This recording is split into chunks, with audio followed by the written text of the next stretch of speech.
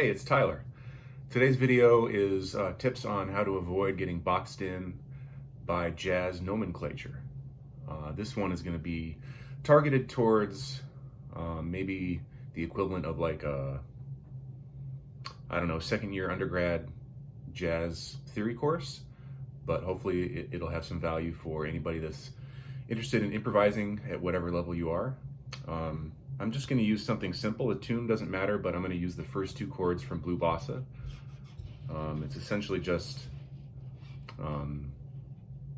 well, I grew up as a tenor player in college, so I relate to most tunes in their B flat, in their, you know, the key. So for me, Blue Bossa is D minor. And really, I'm just going to talk about the first two chords here.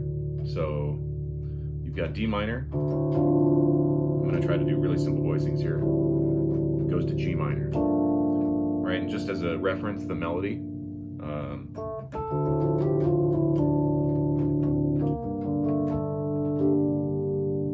Okay, that's it. All we're going to basically be doing is D minor to G minor. So let's start with that D minor real quick.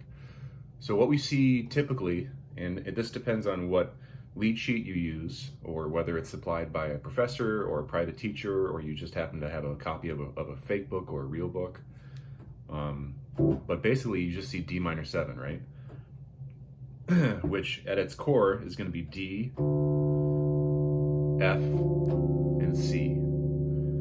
And what the melody tells you is nothing really beyond that, because it's just, in terms of the degrees of the chord, it's 5, 4, 3, 2, 1. Right, it starts on the 5th in this key, which is A, and it just goes straight down the scale, down towards the root.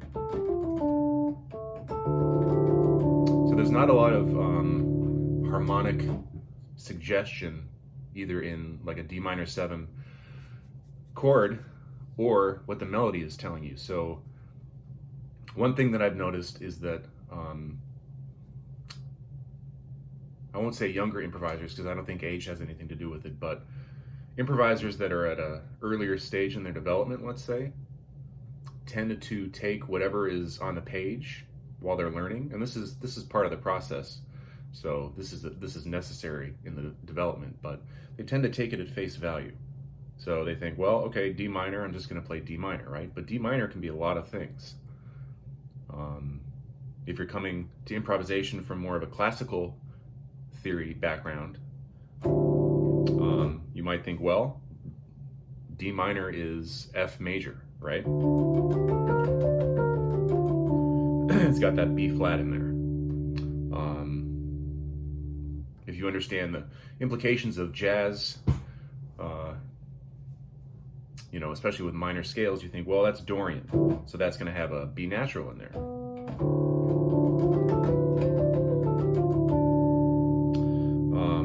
But that's certainly not the only two options that you can do.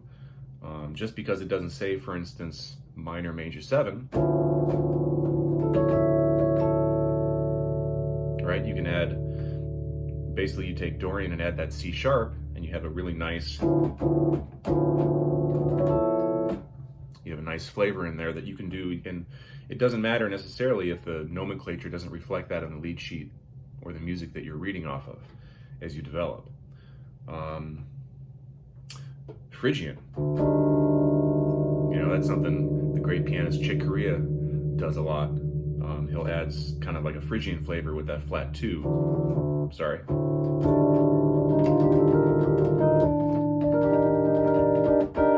That's a really nice, darker color or feeling.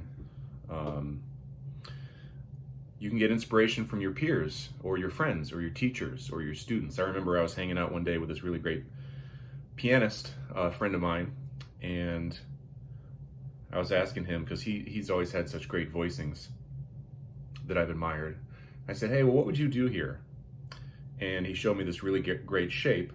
I'll do this over D minor. So that's essentially, it's like a D minor 9 with a major 7 and a flat 5.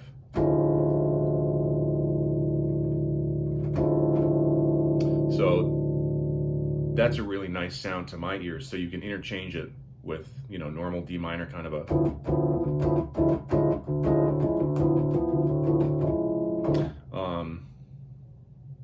So, you know, there's tons of options for something as simple as like a minor 7 chord.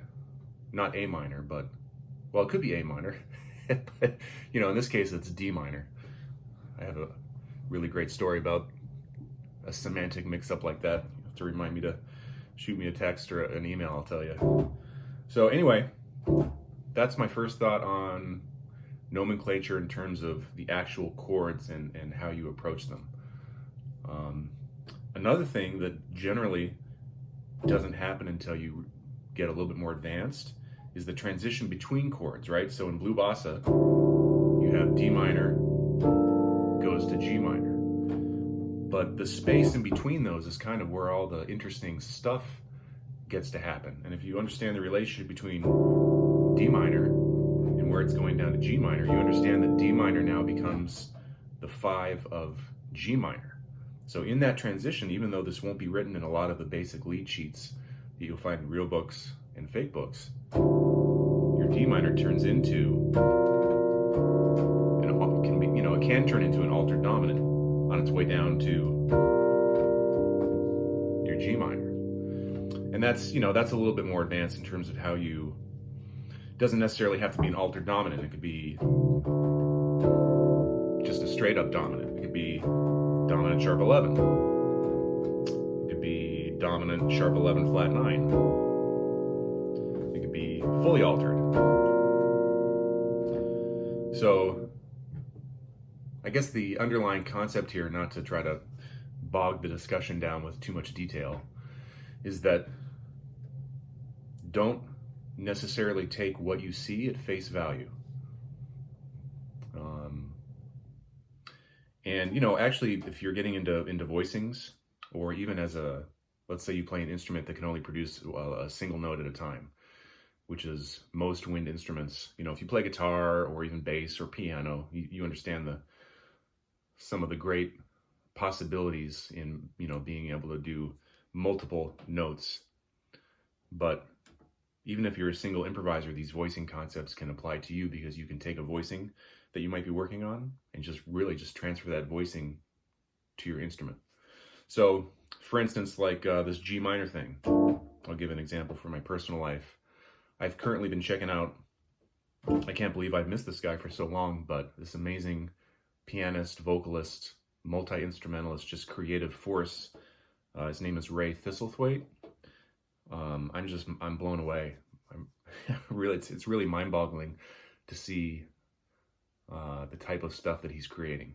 But one thing I've noticed is that he seems to, this is just my perspective, he seems to gravitate towards a certain type of minor voicing, which is like a minor 13 specifically, and that gives it like an immediately a really nice flavor. It's simple, 3 notes. So this is like G minor. So basically be G on the bottom, and you've got F, B flat, and E. So, if I'm practicing blue bossa or another tune like that, I can play around with a sound instead of like just a normal thing, or maybe a chordal, or some kind of a take G out of the bass. All this stuff, a little bit more of a cluster thing.